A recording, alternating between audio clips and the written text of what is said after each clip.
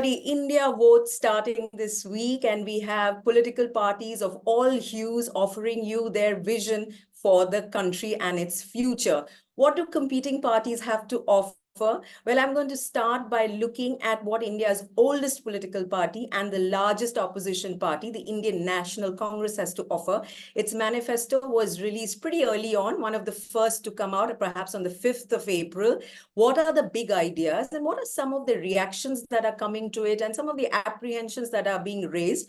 To answer these questions and to understand the vision document, I'm going to talk to someone who has been part or is part of the team that's created this manifesto, also chairman of the Professionals Congress. Please welcome Praveen Chakravarty. Praveen, you're at the party headquarters, I believe, in New Delhi. Tell me, in the week that India goes to vote for the 18th Lok Sabha elections, and we look at your manifesto, it seems to be very evident that social justice, social and economic justice, or N.I.A, is the cornerstone of the Congress manifesto, and rightly so, because inequality and massive growing inequality is the big thing that's coming through as a problem that's confronting India. Tell me about this route you are taking, or the Congress wants to take, to address social and economic justice, which is the caste census, and then a couple of points about raising the 50% cap on reservations and via an amendment, and also keeping the economically weaker section reservation, but making it available to all and not just a general category. Yes, Anuradha, I think that's a good note to start with. I think because it first underlies the reality of our country, which is in some sense the ugly truth that caste-based inequality, caste-based discrimination is still prevalent. And I think what we are saying is we perhaps don't even know the extent of the problem. For example, if we know that the backward castes and the Dalits and the tribals and the religious minorities constitute roughly 3/4 of India's population, then why is it that in the upper echelons of professional careers or government or when it comes to benefits and rewards, they have less than 10% or 15% share? Because this is data that is out there. So we're starting by saying, let us recognize that there is gross inequality, injustice along the lines of caste. There is nothing shameful about accepting this. So, Praveen, just a quick counter. I understand my privileges as an upper caste urban Indian today, an English-speaking upper class caste urban Indian. And yet, I'm coming to it not from the point of privilege, but perhaps a note of idealism, which is in 2024. You're also going to do an economic census, what people, who is poor, what is the wealth that is available to people. So why then is the caste route the main route, and why not a caste-less route, which is the economic criteria, which would then include all the groups that you have mentioned who are identified on caste lines? Help me understand that. Yes, it's a good question. In fact, the census that we have promised in the manifesto and Mr. Rahul Gandhi keeps talking about, it is colloquially referred to as a caste census. But in reality, what it is the socio-economic caste census, SECC.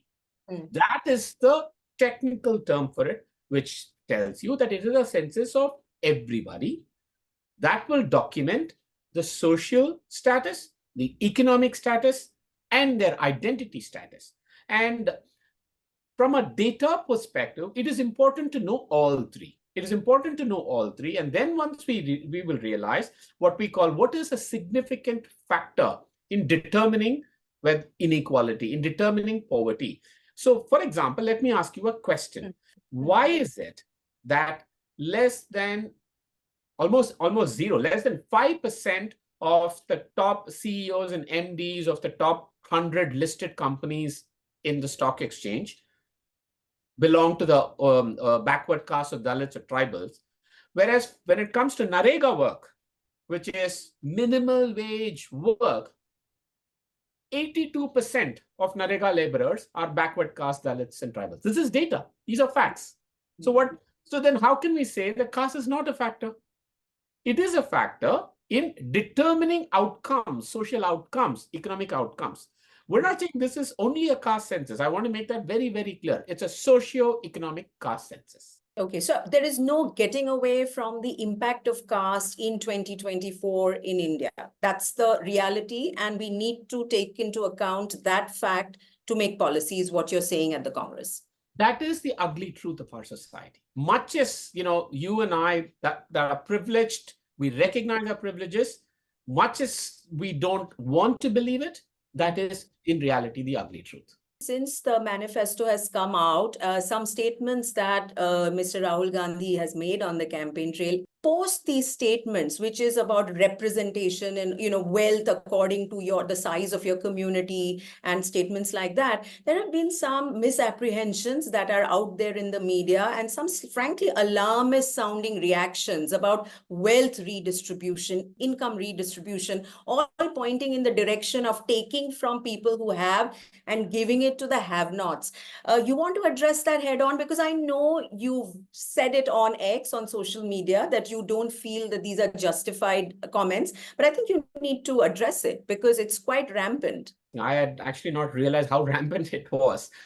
First of all, it is so ludicrous to even suggest that in today's India, which we continue to, which at least we believe is still a constitutional republic, that the state or the government can come in and take away someone's private property and give it off to somebody else. I mean, that is a laughable assertion. I don't know how anybody can even think that is possible. The only time that there was an attack on what's called private property was when the Prime Minister of India went on air overnight and said, your money belonging to you, I am taking that away. That is an attack on private property. Otherwise, there is simply constitutionally, it's bizarre to even suggest that a government can come in and say, okay, listen, I'm taking your Rolex watches and giving it off. I think what Mr. Gandhi was referring to is a more philosophical idea of Jitni abaadi utna hak, which is he is asking the question, shouldn't we aspire for a society that is representative in the rewards and the benefits as per identity? Because today it is not. Now we can have a legitimate debate about that. Is that utopian, not utopian? Is it too idealistic? Is it even pragmatic? All of that. And I agree with it. I agree it's a very debatable thing. Is it something to aspire for? Mr. Gandhi believes it is. And I think most moral philosophers would agree with him. Does that mean I come into your home and take away your, 52-inch LED TV and then give it off to somebody else? No, we're not a banana republic. At least we don't think, not yet. So we'll see after this election. So when you hear some of the reactions, that are coming out, do you think that this is coming from the space of debate, which you said is desirable, or do you think it's coming from a political space of trying to, stoke the worst fears the rich have? It is, this is all dog whistling. It's all constant dog whistling. It is about, oh, somebody's going to come in and take away your wealth. Is this what they're doing with CAA? It's all about dog whistling, right? And it is absolutely political. And that is why I didn't even kind of, pay much attention. I didn't even think this should be taken seriously until I started seeing op-eds based on this. And I mean, I was like, oh God, how can somebody even spend their energies trying to analyze a statement, which is quite laughable. So let me make it categorically clear. The Congress has nowhere in its manifesto, 48 pages of manifesto has mentioned that we will take somebody's wealth and to give it up to somebody else. Neither has there been any statement. And this is a complete spin. We do not want to get into anybody's homes. I think to the best of my understanding, it is the BJP that wants to get into your homes and tell you who should be inside your home, who you can marry, what you can eat, and what should be your fridge, isn't it? Okay, Praveen. Okay, I'll take that statement for now. Though, in your manifesto under the economy and work section, there is a statement which says we will address the growing inequality of wealth and income through suitable changes in policies. So you're saying this statement is not what is being discussed and misinterpreted. No, and as someone who wrote that statement, I will tell you, economic inequality is an issue that is being discussed and debated world over, world over. So what should the new economic policy or paradigm be? What should the new economic intent? So that is what we mean when we say, and for that, I can get into the technicals of it, but simply saying, okay, capital labor balance, where are Yeah. we, and all of those types of things.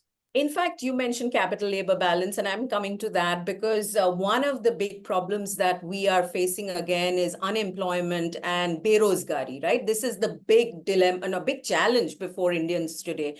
And you have just mentioned this capital labor balance, so full productivity, full employment and productivity, and to restore this. You've described in the manifesto the past 10 years of the BJP-led NDA rule and the growth as jobless growth. So do you want to tell us, how is it that the Congress will ensure that it is job-fueled growth? Sure. See, the first thing, Anuradha, is we are not saying that there are no jobs. It's surveys after surveys after Sure. surveys. Today say that the biggest danger, the biggest thing, challenge confronting our country today is lack of jobs, but more importantly, hopelessness. Hopelessness and despair among our youth. When a nation's youth is in despair, that spells huge problem for a country, especially for a country that's as young as ours. So we have to confront this. So this is why I will tell you, we spent an enormous amount of effort, intellectually rigorous effort, to try and come up with concrete ideas and suggestions for creating jobs. I think the first and foremost is this new idea of a right to apprenticeship. Actually, what we are saying is, if someone is below the age of 25, has a diploma or a graduate, they now can go and demand a one-year apprenticeship with a private sector company or a public sector company or a government body, where they can learn skills, they get dignity, they get paid 1 lakh of rupees, but most important, they make themselves more employable. Imagine today, the same person is just staring into the world, hopeless, jobless, in despair. Now we're saying you can go and demand. Just like with Narega, you could demand, you can go and demand. And we'll be the first in the world to do this. What's the reaction that's coming in from the private sector to this? Because what does it mean when you can say that this becomes a right and you can go and demand this, like the right to work? What does it mean, this right to apprenticeship, when it comes to the private sector? I can understand government and the public sector falling in line with government policies were you to make it. But the private sector, how will that work? Absolutely. In fact, a lot of this was designed after discussions with the private sector, because I held those discussions myself. So I can tell you, today we have an act. We have an Apprenticeship Act of 1961, under which the private sector is already involved. You know what? There are small and medium-sized companies that have actually said, sir, we want to participate in this apprenticeship scheme. Why? Because they get access to skilled labor at lower costs, because the cost will be borne between the government and the employer. Second, is that the case? The cost will be borne, this 1 lakh rupees will be borne between the government and the private sector employer. Absolutely. Absolutely. And they were the ones who were more enthusiastic. Today, their plea was that they're being left out, and this apprentices are only going to bigger organizations. So as per our analysis, there are at least 10 million private establishments that actually, who are GST registered, that actually want to participate in this scheme. So it is in consultation with the private sector, because it is for a year. Half the costs are being borne, and they get an intern, a skilled intern. If it works out, great. If it doesn't work out.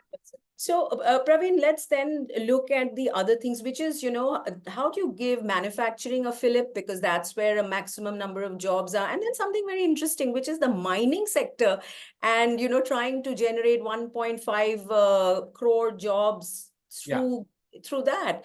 And that, you say in the manifesto that it'll be environmentally sensitive mining and, safe employment. But we know that the mining sector and, even private companies in central India, we know what's happening there. We know how people are being treated and disenfranchised because of mining contracts going to the private sector, isn't it? So explain this bit. See, first of all, you have to understand that it's some sort of a mea culpa by the Congress party, because it was the Congress party and the UPA government that actually shut down mining for exactly the reasons that you mentioned. So if we actually thought that we should put this back in the manifesto again, that tells you that we've obviously thought through a lot of those problems. First, what's happening? What is happening is the world is going through a transition to electric mobility, for which the world needs critical minerals, strategic minerals. This is not coal and iron ore. Critical strategic minerals. This are mined through advanced mining technologies that ensure ecologically safe mining and labor-safe standards. That is what is happening all over the world. Okay, so the thing about mining is is very labor-intensive. It's unskilled labor-intensive, but guess what? It's the only thing that takes jobs to people. It does not want people to come to a manufacturing factory or a plant because mining happens locally. And it happens in areas that are normally inhabited by tribals or Dalits or backward castes. So it means jobs for them. It's very labor intensive. So we actually did a detailed economic exercise that involved industry, involved experts in India and abroad to come up with that number, 1.5 crore jobs, if we double the share of mining. You're saying this, this will provide jobs in the place where people are and people live, so they don't have to migrate to the manufacturing sites. But having said that, doesn't it also kind of destroy the places where they live? And there's been a lot of investigative reportage and journalism that has looked at this, isn't it? Correct. I understand traditional mining, coal mining, iron ore mining. I understand some of the experiences we've had in the past, which is why we are very careful and clear that we mean mining only using advanced technologies that will take into account environment and ecological concerns. Let's look at the fact that the Congress promises 400 rupees national minimum wage, and the Manrega daily wage today is, less than half that, I think.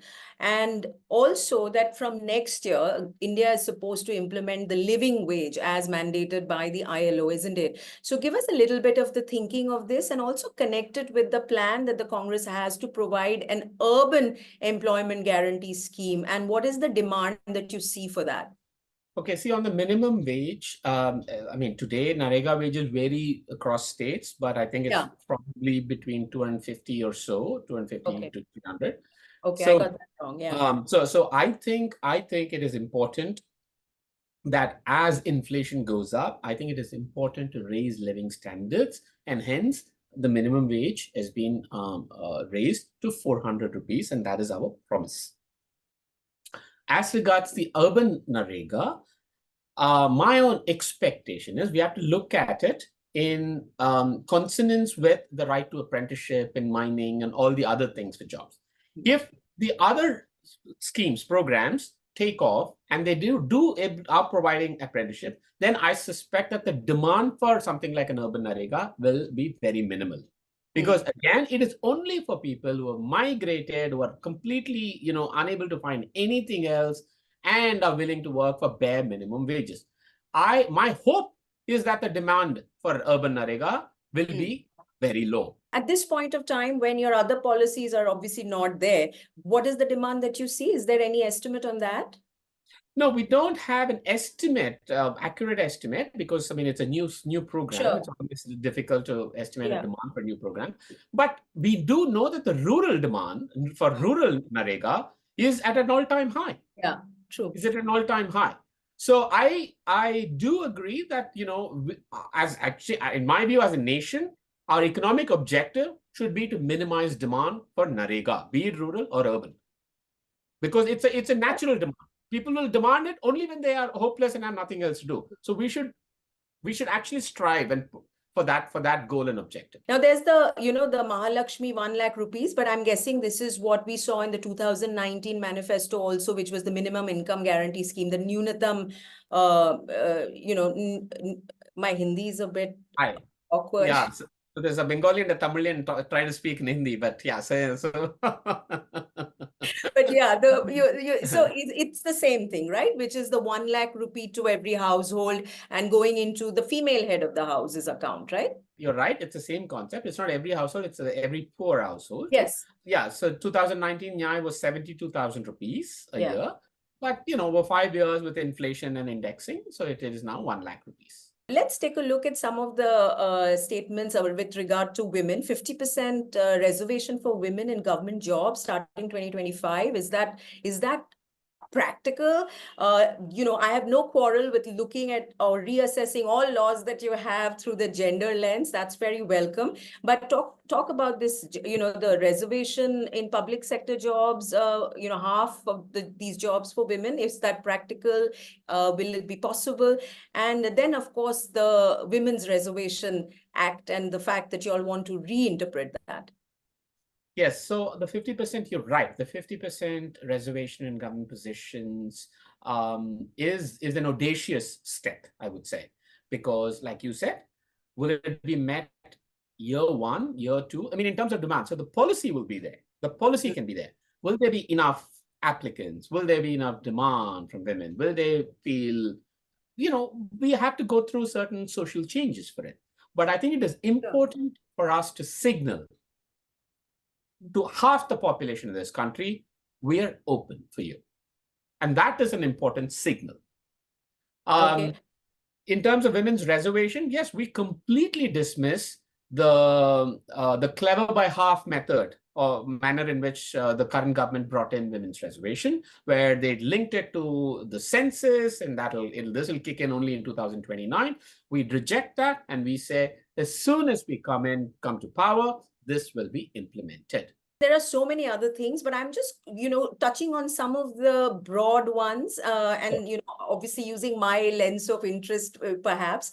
Let's talk about minority rights, because there are certain, in the past decade, one thing I think we can all agree on is the impact on religious minorities, especially the Muslim community, that majoritarian politics and, a majoritarian society has had, the impact on this community. When you say that there is freedom and the right to practice your religion, wear what you want, etc., you also say that follow personal laws, but with that religious minorities will be encouraged to reform personal laws. What does that mean? See, I think we have to interpret this as nothing is set in stone in any religion as we move forward, as we progress as a society. So reform is almost mandatory or forced, right?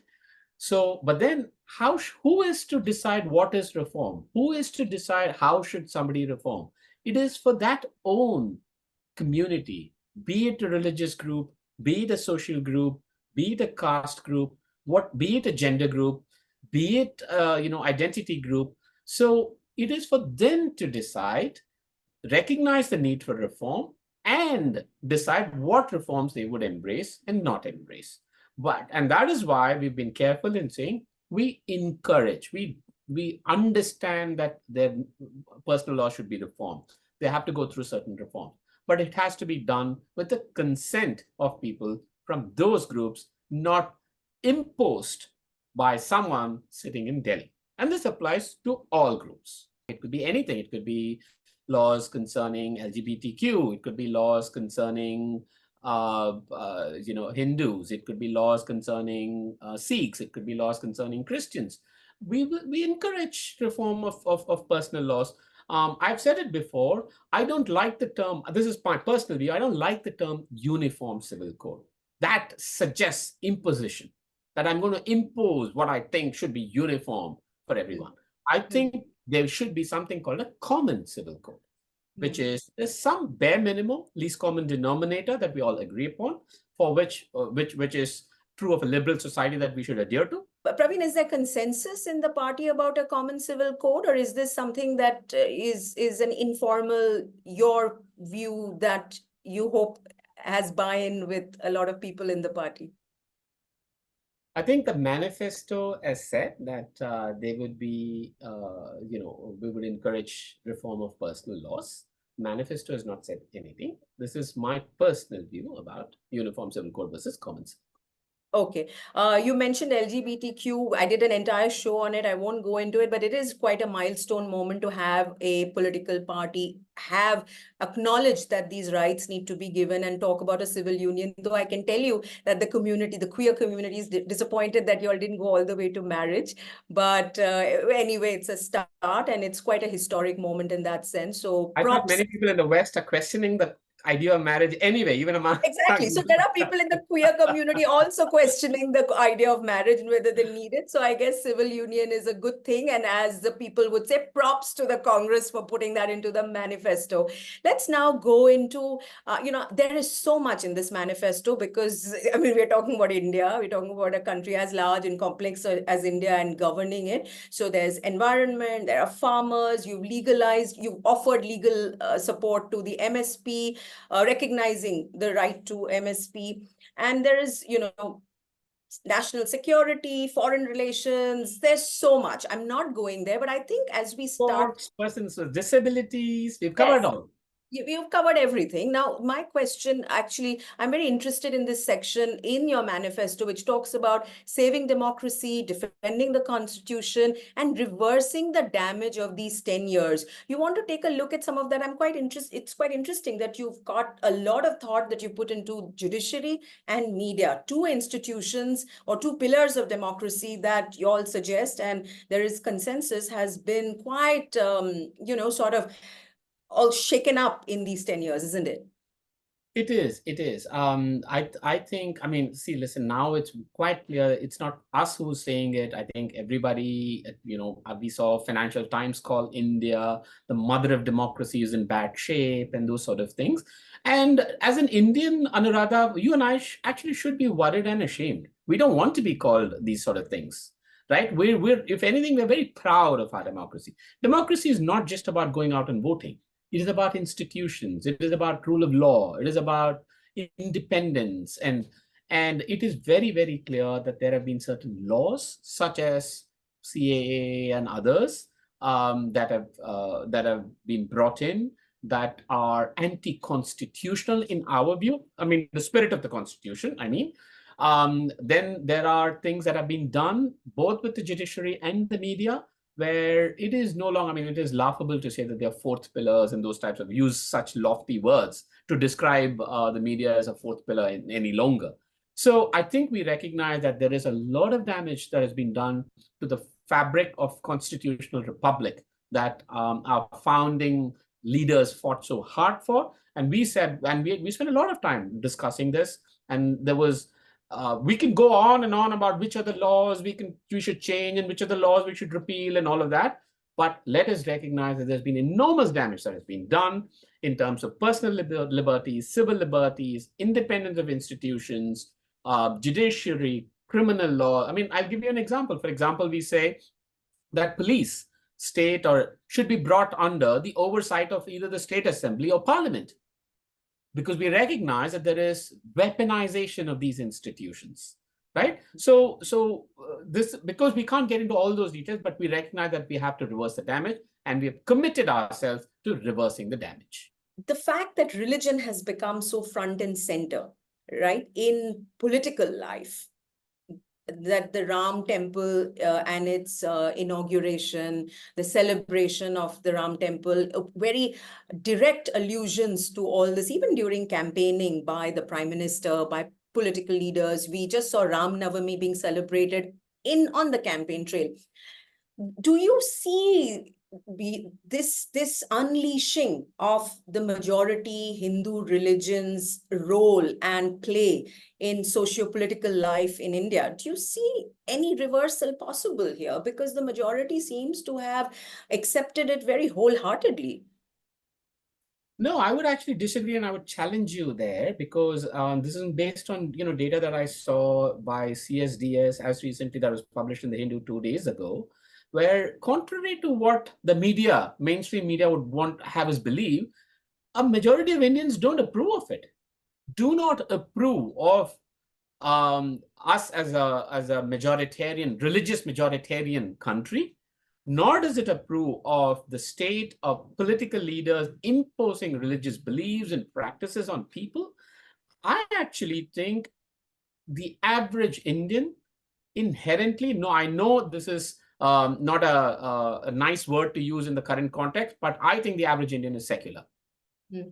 And I think that we've truly imbibed that religion is personal. We've truly imbibed that. And I think everything that we're seeing, everything, the loud, shrill religiosity that we're seeing, I think is purely just a function of mainstream media that is trying to portray and amplify the ruling party's wishes to impose religion on the people of India. It's very clear to me that the average person does not agree and accept that. Let's talk about a couple of scams. The electoral, actually one key scam that has come to light thanks to the Supreme Court's ruling, the electoral bond scam. The Congress Party manifesto says that there will be investigation into this. But I'm very curious right now, Praveen, is it an issue that has managed to become an issue on the campaign trail? Because I would imagine that it's not.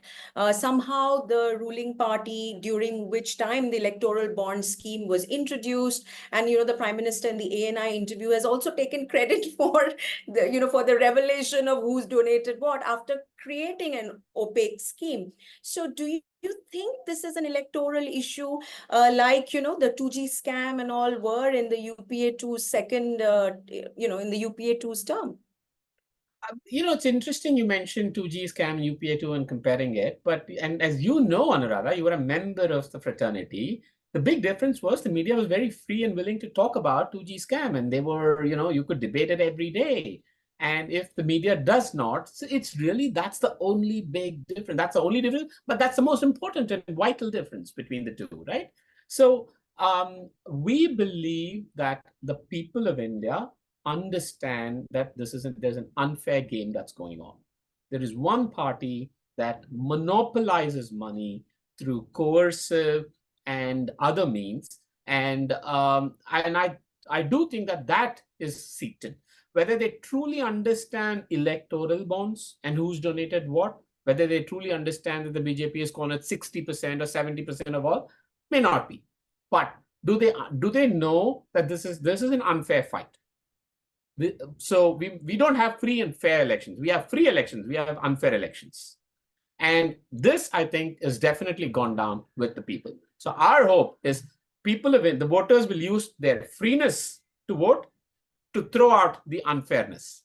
Do you think if the media had given the electoral bonds, the mainstream media or the majority of the mainstream media, including television news and the newspapers, had gone after electoral bonds like the India Against Corruption movement had got played up at that time during the end of the UPA 2's time, do you think the electoral bond scheme would have had a much bigger play, would weigh in much larger on the voters' mind as an issue? 100%. I mean, look at the difference. Even if one were to assume whatever the 2G scam or whatever was there, what the people of India, the average voter actually got spectrum at a very cheap price. They actually benefited. Here, it's the exact opposite. Here, it's people's resources that are being taken away and given to a certain private entity in return for money. So it is actually the exact opposite. And you're right, it is the media that made a big difference. I mean, there's an entire political party that emerged out of that earlier movement, India Against Corruption, which I always call as a party that it's an NDTV product in some sense. But we don't have that today.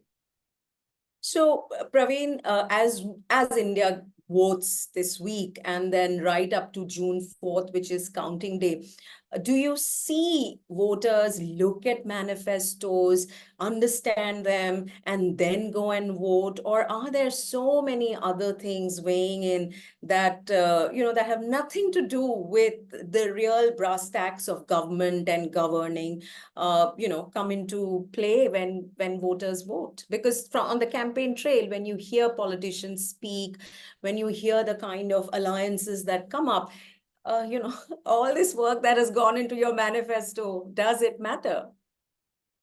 Well, I can tell you it's 5 months of effort of consultations with many people and all of that.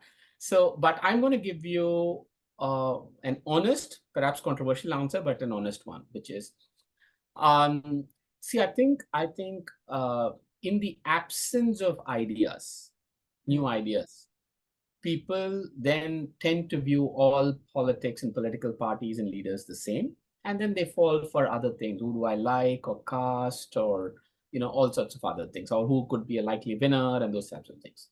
But I think what people are yearning for is a politics of ideas. Now, let's take jobs, for example. Everybody knows that there is lack of jobs, but one, we can come up with all these ideas of jobs. Second, the message is important. Even more important is the messenger. And there, I think we have to, first, it is our challenge to take this to people. Second, to make them believe that we are credible enough to be able to say all this. And when I say we, the India Alliance, I mean, right? And I think we have work to do on both fronts. It is a problem getting our message out on the manifesto to voters. We don't have to give it to them to ask them to read it, but we should be able to explain it to them. That is a problem, given we don't have money or media or government machinery. Second, we have to work harder on the credibility part also, so that people believe that, no, we will believe what they are saying. So I think both are important. You mentioned India, the alliance that you all have formed, the opposition parties alliance. What is interesting to me is, in spite of forming the alliance, then so many parts of the country, I mean, look at Kerala, your MPs, incumbent MPs like Shashi Tharoor are up against your alliance partners. So why should the voter, the average voter, believe the partners of the India Alliance when they say this is about the future of India and an idea of India, if y'all are not able to present common candidates in each and every constituency? And I understand how complex it is, and there's so much at play. But, the bottom line is, if you want to convince the voter, then you've got to sacrifice your own ambitions as alliance partners, isn't it? Anuradha, I will tell you that the Congress party will contest in perhaps about 300 odd seats this time. I believe the lowest ever. The lowest in its history ever. If that is not sacrifice, what is? We contested 419 seats last time. A good 25% less is what we're going to be contesting in, right? So that alone tells you that there is enormous sacrifice, and not just by the Congress party. Alliance partners have sacrificed all of that. Are there contradictions within? Yes, there's a reason why we're all different parties in the first place. Otherwise, we'd all be one big party anyway. So there are. But, I think, fighting against each other in Kerala is all right, because we're not fighting against each other in Bengal, for example, right? With the left. So I think we have to go at it state by state to the best of our abilities. I think we put up a joint face, and in majority of the states, we only have one candidate going up against an illiberal BJP candidate. Praveen, that was a very candid conversation. Thank you very much. I think there's a lot in this manifesto that people can read. At least young people should bother to read, because it's easily accessible and they're all bullet points. So don't worry, they're not long, complex paragraphs. You can read it, get an understanding, and go in and vote. Exercise your right to choose the party that you think will serve you best. Praveen, thank you so much for joining us. I know there were many other issues in that manifesto, federalism, taxation. I think a lot of people are also curious about how you all will raise money for all these schemes that you all have in mind to ensure social and economic justice. But that's a conversation for a later date. So good luck, and thank you very much for joining me. Thank you, Anuradha. And I only appeal to people to vote on ideas and not any other facts. Thank you.